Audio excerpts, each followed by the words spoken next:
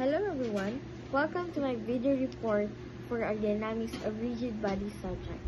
Today, we will explore a fascinating topic called rotation. It's all about how objects turn, spin, and move around a fixed axis. So buckle up as we dive into the mechanics behind rotational motion. But first, let's define what rotation is. Rotation occurs when an object spins around a fixed axis. Think of a spinning top, the Earth's rotation, or even the wheels on a car. They are all examples of rotational motion. Now, let's discuss the key concepts that define rotational motion. First is the angular displacement. This measures how much an object has rotated, usually in radians or degrees. It is a rotational counterpart of linear displacement. So the given equation is S equals angular displacement times the radius. Second is the angular velocity.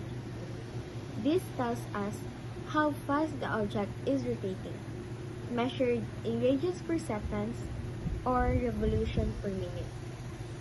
So the given equation or the formula is V equals angular velocity times the radius. Then third and the last is the angular acceleration. This measures how quickly the rotation is speeding up or slowing down.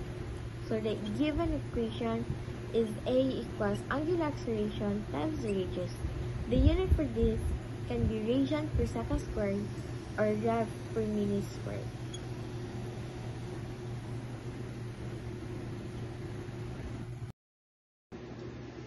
As we still remember, there are three equations or the formulas for the rectilinear motion. These are S equals VOT plus 1/2 AT squared. Then the final velocity squared is equals to initial velocity squared plus 2as, and the final velocity is equals to initial velocity plus acceleration times time. Just like linear motion, rotation has its own set of equations to describe motion. These include the angular displacement is equals to angular velocity times time plus 1/2 times the angular acceleration times time squared. Next is the final angular velocity squared is equals to initial angular velocity squared plus 2 angular acceleration times angular displacement. And the third one, or the last one, is the final angular velocity is equals to initial angular velocity plus the angular acceleration times time. All you need to do is, for me, is to memorize the rectilinear motion, since it can be used in all problems. Then all you have to do is to change the S to a theta, a V for the angular velocity or just like a W, and also the A or the for the angular acceleration. We have also a formula equation for the centrifugal force, which is the mass times the normal acceleration, which we all know that mass is weight over the gravity, and now the normal acceleration is V squared over R. And if the problem states there that the word topmost, we can use the formula of V is equals to square root of gravity times the radius. Again, for the centrifugal force, the motion, or as I vividly remember, if it is a vertical motion, it is more likely in the upward and downward, while if it is a horizontal, it can be to the right or to the left motion of the centrifugal force. And if the given, or it is asking for the total acceleration, we can use in the formula or equation of A is equals to square root of acceleration tangential squared plus acceleration normal squared.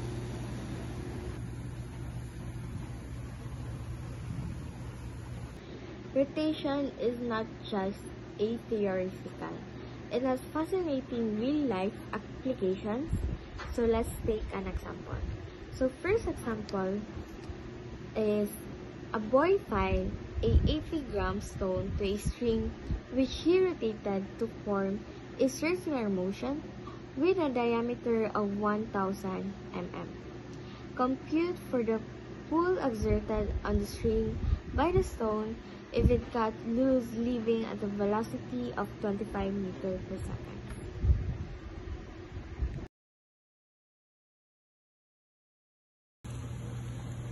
We have our given here a mass of 80 grams, diameter of 1000 mm, and a velocity of 25 meters per second. So first, we need to convert these grams to kilograms. 1 kilogram is equivalent to 1000 grams. Therefore, 80 grams is equivalent to 0.08 kilograms. For the diameter, 1000 mm is equivalent to 1 meters. But we will use the radius. So the half of 1 meter is 0.5 meter. So it states here that the boy, or he rotated to form a circular motion. We draw a circle. A boy tied a 80 grams. So there's a weight here. And again, the radius is 0.5 meters. Compute for the pull exerted on the string. So here, by the stone if it got loose, leaving at a velocity of 25 meters per second. So this is a centrifugal force, which is we are going to solve. Using the formula for centrifugal force, mass times normal acceleration. Let's as is this mass, since our given is mass and not weight. So for the normal acceleration, the formula for that is v squared over r. So mass is 0.08 times the velocity of 25 meters per second squared over the radius of 0.5 meters.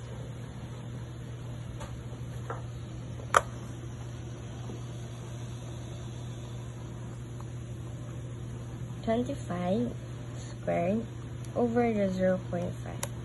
Therefore, our centrifugal force, or the force that pull exerted on the string, is 100 newtons.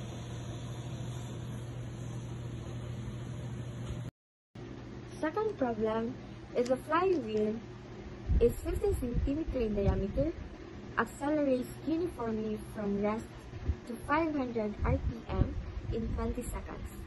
What is its angular acceleration? Our given here is the diameter, which is 15 centimeters. Then, a angular velocity, or the initial angular velocity, which is 0 since at rest. Then our final angular velocity is 500 RPM, or rev per minute. And also the time, which is 20 seconds. So these centimeters, we will convert this into meters, which 1 meter is equivalent to 100 centimeters. Therefore, 15 centimeter is equivalent to 0.15 meters. Then, this rev per minute, or the RPM, we will convert that into rad per seconds.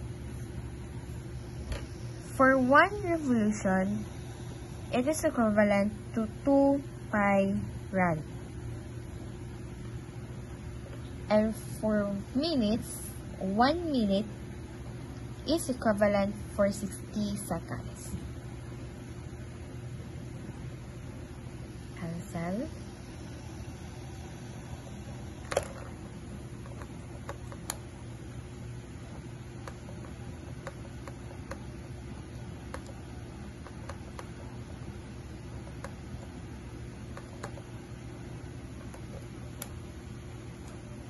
So 500 revolution per minute is equivalent to 52.36 rad per seconds.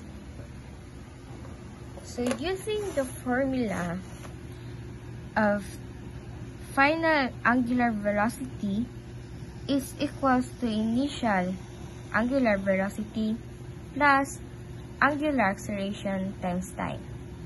Since it is asking for what is its angular acceleration. So for final angular velocity, it is 52.36 rad per seconds. Initial angular velocity, which is 0, since it says here that it's at from rest. Then angular acceleration times the given time, which is 20 seconds.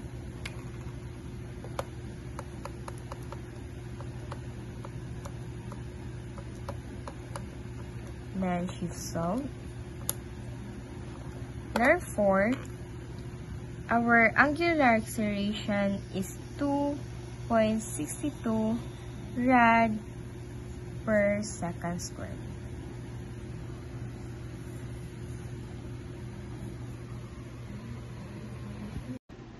For the third and last example, a rotating wheel has a radius of 2 meters and 50 centimeters.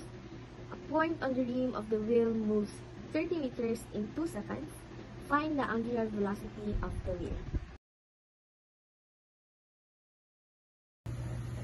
So we have a given here a radius of 2 meters and 50 centimeters. Then a velocity of 30 meters in 2 seconds. Then find the angular velocity of the wheel.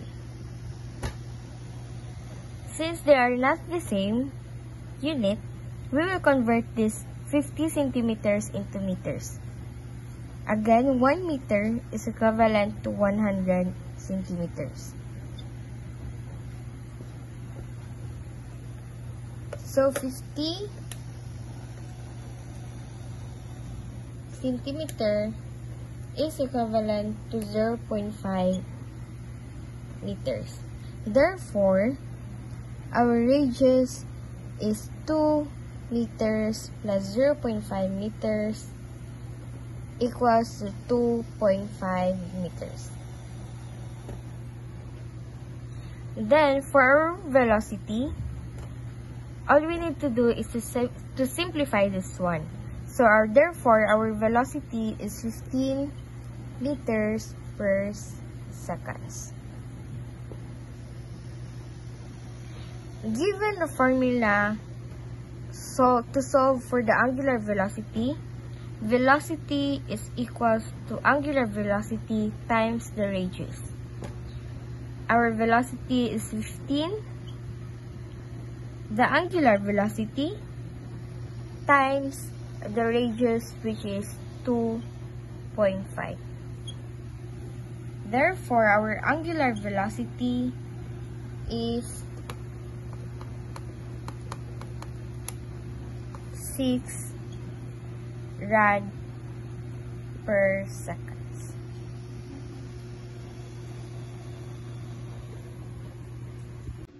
I add some examples. For example, number 4, a cyclist on a circular track of radius 800 feet is traveling at 27 feet per second. His speed in the tangential direction increases at the rate of 3 feet per second squared. What is the cyclist's total acceleration? So the problem states that a cyclist on a circular track, for example, this is here. I really don't know how to draw, but this is a cyclist track of radius r of 800 feet. Then his speed is traveling at 27 feet per second, so that is a velocity, feet per second. His speed in the tangential direction increases at the rate of 3 feet per second squared. So, here is our acceleration tangential, which is 3 feet per second squared. So, what is the cyclist's total acceleration? For example, this is their total acceleration. So, we need to get first the normal acceleration. So, we all know that in the centrifugal force formula, wherein CF is equals to mass times the normal acceleration, is the normal acceleration is v squared over r. So we will get this. We will going to use this formula. So why we need to get first the normal acceleration? It is because in order to get the total acceleration, it is more likely in what do you call this one? 80 squared plus the normal acceleration squared, or A is equals to square root of 80 squared plus EM squared. We already have the given of tangential acceleration, so all we need to do is to get first the normal acceleration.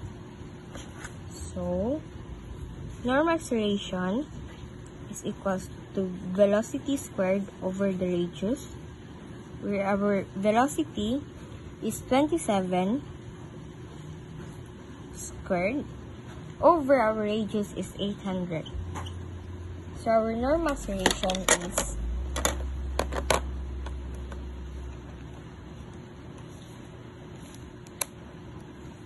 0.911 feet per second squared. So, we will go back to this formula to get the total acceleration. So, A is equals to square root of A tangential acceleration squared plus the normal acceleration squared. So, our tangential acceleration is 3 feet per second squared here, plus our normal acceleration is 0.911 squared.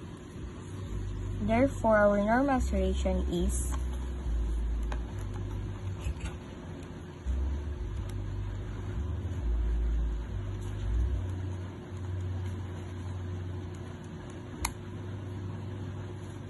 3.14 feet per second squared.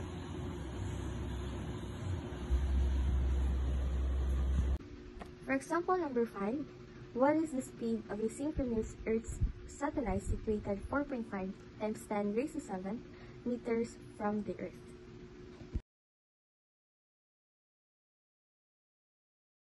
Our given is radius from the Earth, which is 4.5 times 10 raised to 7 meters. Then, the question is, what is the speed of a synchronous Earth satellite? We all know that the speed is velocity. Asking for velocity. And we all know that the formula for velocity in the rotation is velocity is equals to angular velocity times the radius. Our only given is the radius. So before getting this velocity, we need to get this first, the angular velocity. For angular velocity,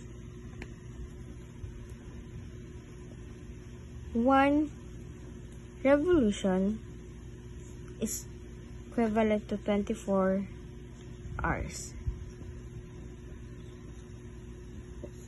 In 1 revolution is equivalent to 2 pi rad.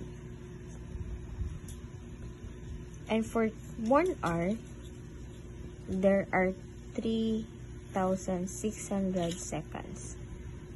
So let's cancel this first.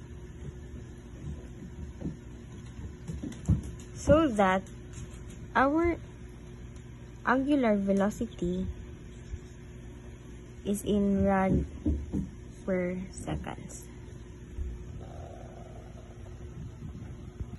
We can get 124 times 2 pi 1 times 1 hour 36. We'll get 7.27 times 10 raised to negative 5 rad per seconds. So, all we need to do is to substitute here in the formula to get the velocity. So, velocity is equals to angular velocity times the radius. So, 7.27 times 10 to negative 5 times the 4.5 times 10 raised to 7.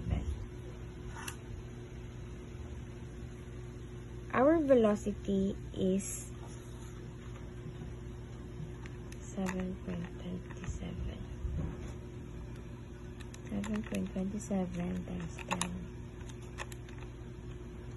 times 4.5 times 10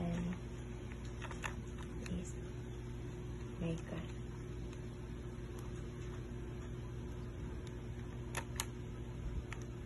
we'll get a 3,271.5 meter per seconds. But it states here that the unit for velocity is kilometer per hour. So we only need to do is to convert this meter into kilometer, then seconds into hour. So V equals 3,271.50 meter per seconds. In 1 kilometer, there are 1,000 meters. And in 1 hour, there are 3,600 seconds. Cancel the units. Therefore, our velocity is 3271.5 1,000 times 36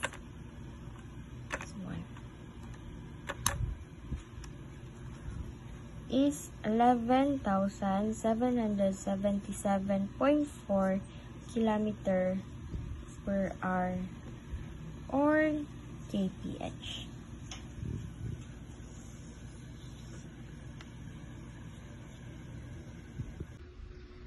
For example number 6, a turbine started from rest to 180 revolution per minute in 6 minutes at a constant acceleration. Find the number of revolutions that it makes within the elapsed time.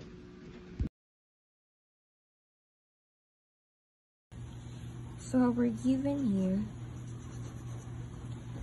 is the angular velocity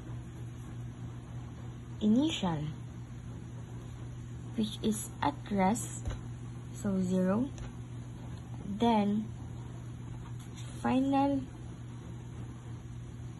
angular velocity, which is 180 rpm or rev per minute. In time, 6 minutes, and a constant acceleration. So find the number of revolutions that it makes with the elapsed time. So first, we're going to use the final angular velocity is equals to initial angular velocity plus angular acceleration times the time. So 180. And by the way, we will convert this into rad per seconds because since it is asking for the number in revolution, since it's already in revolution. So our initial angular velocity is 0. Angular acceleration times the time, which is 6 minutes. Therefore, our angular acceleration is 30 rev per minute squared.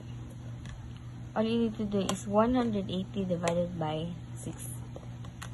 Next is we are going to use the final velocity squared, angular velocity squared, is equals to initial angular velocity squared plus 2 times the angular acceleration times the angular displacement.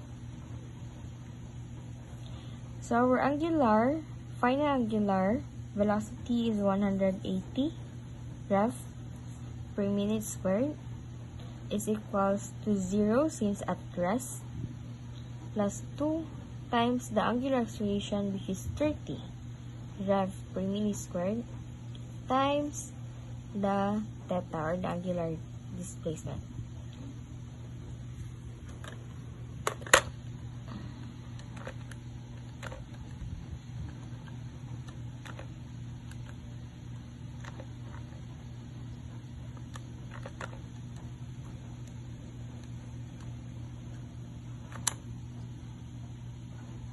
Therefore, our number of revolution is 540. This is in order that it makes within the elapsed time.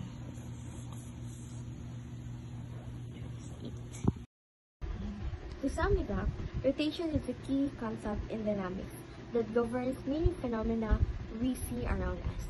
Understanding the principles of rotation helps us design better machines, understand natural phenomena, and even explore the universe. So much for that. Thank you for watching my video report. I hope you learned something new about rotational dynamics, and see you next time. Keep exploring and learn something new.